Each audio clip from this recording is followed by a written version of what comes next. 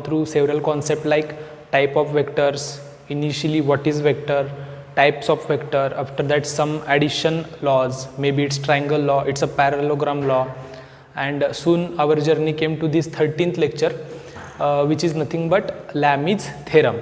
Lamy was a scientist who has developed one theorem based on some conclusions or results, means it is a conditional thing.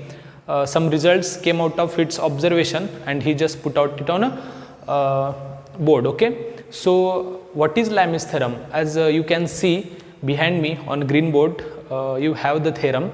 Actually this theorem can be given by two methods. Okay, same meaning is there. So today we are going to see Lamy's theorem, and after that we are going to solve one question, so that this concept gonna much clearer to all of you. Okay, so pay attention. So according to Lamy, the theorem is like, it states that if the resultant of three vectors, that means Lamy's theorem can be applicable only to three vectors. Okay, if you have two vectors, then you cannot apply Lamy's theorem. Three vectors can be force vector, can be displacement vector, can be velocity vector, can be acceleration vector. So the most important thing is the vectors count should be 3. Okay, the most important thing. So 3 vectors is a 0. That means if resultant of 3 vectors, first important thing that count of vectors should be 3 and resultant of that 3 vectors is 0. Okay, if the resultant is a 0, then magnitude of a vector. Now how many vectors we have? We have 3 vectors. Okay, according to Lamy's theorem, if I want to apply a Lamy's theorem, the system must have 3 vectors. So the resultant of that 3 vectors is 0, then the magnitude of vector. So you can take any vector in between that 3 vectors. So magnitude of vector is directly proportional to the sine of angle. The most important part again here, sine of angle. Okay, you know that sine function in mathematics, you have many functions, sine, cos, tan, cosec, sec. So like sine function. In a direction cosines, we have discussed about cos angle. Okay, here we are using sine function, sine of angle between other two vectors. Okay, so it's very simple theorem. Let's say I have these 3 vectors, 3 of them are let's say force vector. So let's say this force vector first is a bar and it's going in this direction. That means this part is tail, this part is head. Again another vector b bar, this part is head, let's say tail, whatever the arrangement is there, no issue. And another vector is like here. So you can see there are 3 vectors. Arrangement can be anything. Okay, and first important thing is that the resultant should be 0. So definitely arrangement of that 3 vectors will be like, resultant of that 3 vectors is 0 I cap plus 0 j cap plus 0 k cap. That means 0. Now you can see that there is always angle between 3 of the vectors. Here one angle, here one angle, here we have angle between these 2 vectors, white and blue. Here we have angle between this and this, and the final one is angle between downward side. There is also angle. So if this resultant of this 3 vector is equal to 0, then magnitude of any of the vector, for example let's take this vector as a c. Okay, so magnitude of c bar will be c. Okay, so c is equal to angle, sine of angle between other 2 vectors, other 2. Here this vector we are taking its magnitude, so it will be always equal to sine of angle between these 2 vectors. Okay, remaining 2 vectors, once we took magnitude of one vector, then remove it and take angle between other 2 vector. Okay, so it's very easy theorem, and in OR you can write it like, similarly if the resultant of 3 vectors is a 0, the first line is same here and here also. Resultant of 3 vectors, though, so means vectors should be 3, count of vectors should be 3 and resultant should be 0. So then we can represent the vector like, then the ratio of magnitude of a vector. Now whenever we say ratio, at least 2 things should be there. So ratio of what? Ratio of magnitude of vector. you can take magnitude of one vector, but here we are going to see it as in a ratio. So for a ratio there should be another thing. So let's see what is the another thing. So magnitude of vector to the sine of angle between other two vector is always constant. Means we are going to take magnitude of one vector and going to divide it by sine of angle between other two vectors, and likewise it will be always a constant value. It is always a constant value. Okay, so I hope you got the theorem theoretically. Physics is not the subject which always you can understand by just reading the theory. Okay, you have to go through theory, but the most important thing, you have to go for explanation, proper explanation, and you have to apply it by solving some questions. So I have just told you the theoretically, just note it down. After that I will explain this by mathematically, and after that we will go for one example. Okay, note it down.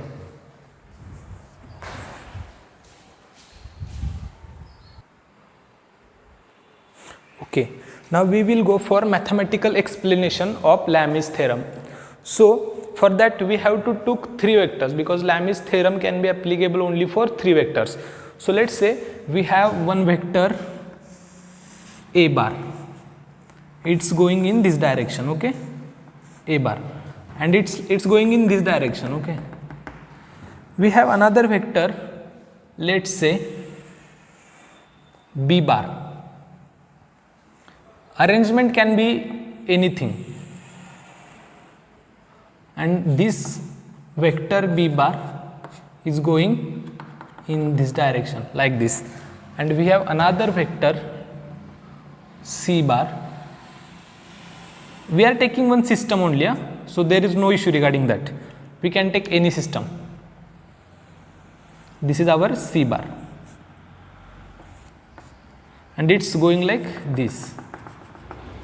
Okay, so in one lecture I have told you about parallel shifting. When we do parallel shifting, when there is tail to tail or head to head, that is HHTT arrangement is not there, at that time we do parallel shifting. So you can see here, if already they have given us HTHT arrangement, that means head to tail arrangement, at that time we can easily find out the angle. But in the worst case like this, if they are not given us the arrangement to find out the angle between two vectors, because in Lami's theorem magnitude is directly proportional to the sine of angle between two vector. So when we can find out the angle, when there is a HT arrangement, if there is head to head, tail to tail arrangement, we cannot find out the angle, na? We have to do parallel shifting. If they are already given us, then it's okay, but if not, in the worst case such like this, we have to do parallel shifting. That's why I took HTT arrangement. You can see here.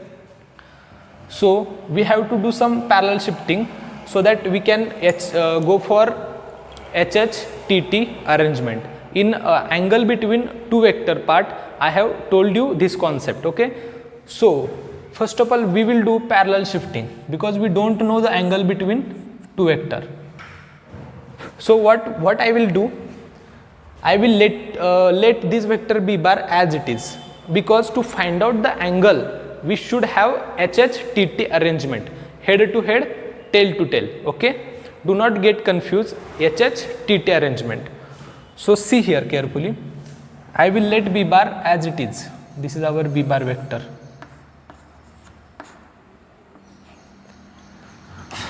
I will shift this a bar parallelly. You know that in parallel shifting I have told you we can shift a bar like this, this or this. So I will shift a bar like this. Now you can see head arrangement is there. Either we should have HH arrangement or TT arrangement. That time only we can find out the angle between these two vectors. Now I have shifted a bar here. Now this vector I can shift like this or this or this. So I will shift like this at this point. So C bar will be here. C bar will be here. Now you can see in between these three vectors there is a HH arrangement. Okay, TT arrangement, tail to tail arrangement is there. tail to tail arrangement. Heads are here and all the tails are here. So here we can find out the angle easily, no issue. So let's say the angle between these two vector is alpha, angle between these two vector is beta, and angle between these two vector is gamma. First of all, just note it down this diagram.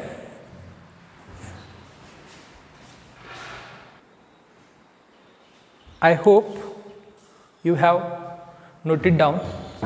So now according to Lami's theorem, second statement, okay, the most important statement or statement, by that we will go for one mathematical explanation.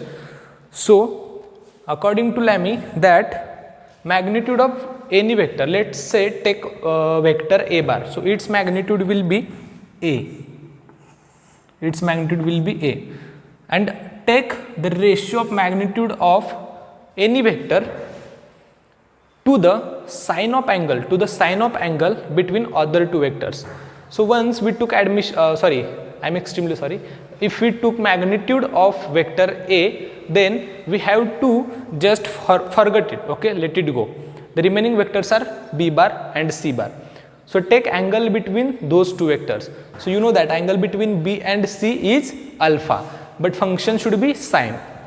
So the sine alpha, it will always equal to, because it always constant, they have said that the ratio of magnitude of any vector to the sine of angle between other two vector will be always equal, and that is constant value, okay, always equal. So let's take another vector b bar, its magnitude will be b. So once we took the b vector, we have to let it go. The remaining vectors are a and c, and angle between them is beta. So here sine beta, sine beta. Do not get confused between b and beta. Here vectors can be p, q, r, s, t, u, v, w, x, like that, okay. We have to take that notations at that time. Is equal to c divided by, once we took c vector, the remaining vectors are a bar and b bar, and the angle is gamma. So sine gamma, sine gamma, that's it. So this is the expression we use in many of MST, CET, JEE and NET questions, okay. This is very important, that magnitude of any vector to the sine of angle between other two vector always constant, okay, for the Lami's theorem. Now note it down. I hope you got the point. After that we will solve one question. By that question you will exactly get the concept, okay.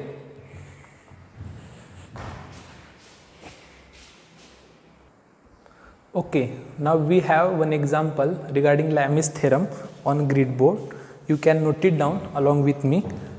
So first of all, I have already told you that if you want to solve physics question, the most important thing is that you have to analyze the data. What data they have given us. Once you got the question, answer is the nothing but result byproduct of that process to find out the data, okay. So here you can see a bob weight 3 Newton. One bob is nothing but the metallic circular kind of metal, okay. So it has weight of 3 Newton. So 3 Newtons is nothing but kind of force which is in downward direction, you can see here. After that, in equilibrium, so the meaning of equilibrium is nothing but body is at rest, is nothing but the equilibrium. That means whatever the forces on that object, whatever the forces we are applying on that object, the resultant of that whole forces will be equal to 0. May you applying 2 forces, 5 forces, 3 forces, or whatever the number of forces, but the body will be at rest.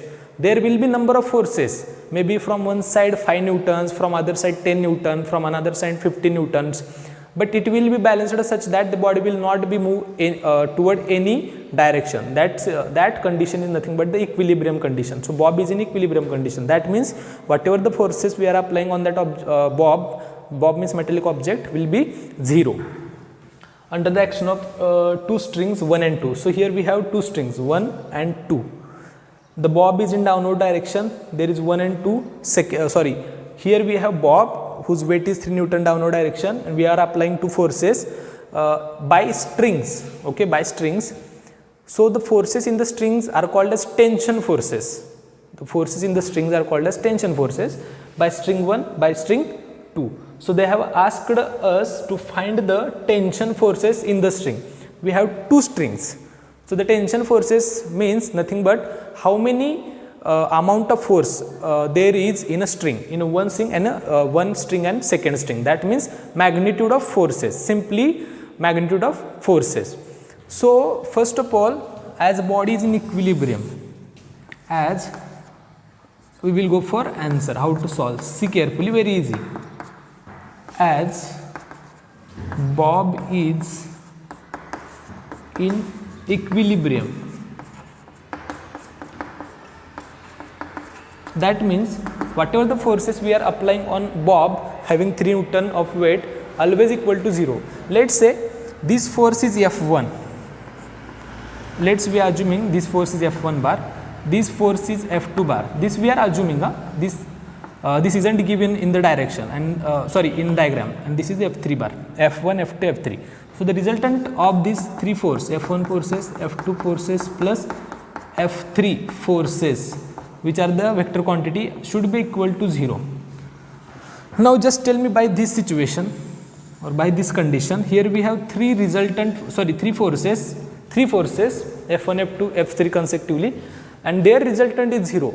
Then as in question they have not given us its Lami's theorem question like that, even though they didn't say regarding Lami's theorem, but from this expression we should know, or we have to came to know that this question belongs to Lami's theorem. Okay, so because resultant of 3 vectors are 0 here, na, so by Lami's theorem we can find out. Now you know that F1 as we know that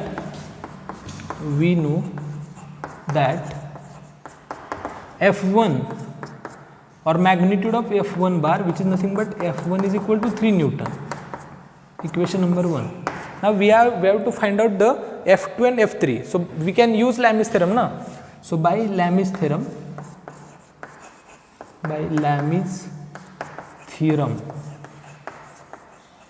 you know that according to Lami's theorem, if this is F1, we are taking magnitude of F1, then we took sine of angle between other two vectors. Now other two vectors are F2 and F3. So what is the angle here? This is the most important thing. What is the angle between F2 and F3? And all the arrangements are telltale, so it's okay. Either HH or TT arrangement is there, we can find out the angle. So see carefully, this angle is 90 degree. By diagram we can take it as 90 degree. But we know that we have to find out angle between F2 and F3. So here it's 30 degree, na? Here it's 30 degree. So this angle, okay, see here, should be also 30 degree. Okay, if this angle is 30 degree, so you know that in mathematics you have learned this angle is also 30 degree, and this angle is 90 degree. So this 90 plus this is 30, 120. So here we will take 120 is equal to, it should be equal to what? F2 divided by sine of angle. Now just tell me, F2, if we are taking this F2, then remaining angle is this one between F3 and F1. Now this is 90 degree, this is 90 degree, this is 120 and 90, how much? 210. The remaining angle will be 360 minus 210, that is nothing but 150. So 150, and the remaining part F3.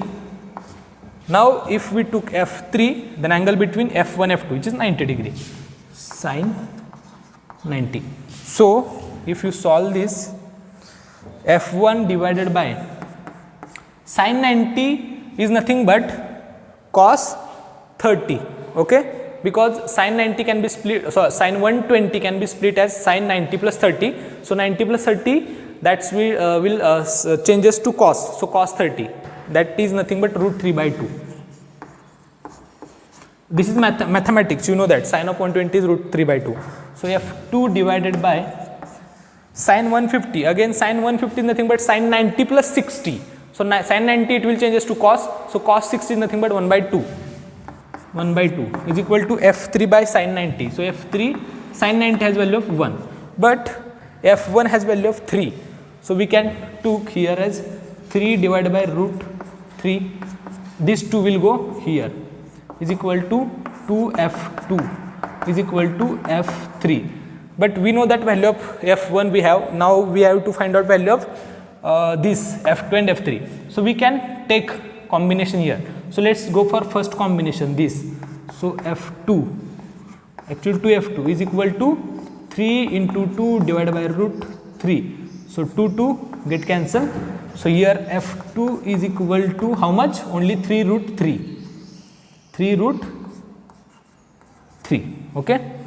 Similarly, let's go for the second combination, this one. f3 is equal to, which is direct answer, nothing but 3 into 2 is nothing but 6 root 3 Newton. Here Newton. This is the answer. Okay, note it down. Okay, so I hope you got the question and its answer too. So it's very easy to find out the any type of answer regarding Lami's theorem once you know the expression, that is magnitude of any vector to angle between, sine of angle between other two vectors will be always constant value. Okay, so I hope you like the lecture, and most important thing is that you got the concept. If you like the lecture, please do share this video so that others will get benefit of this lecture too. Okay, thank you so much for watching this lecture. We will meet soon in next lecture. Okay, thanks.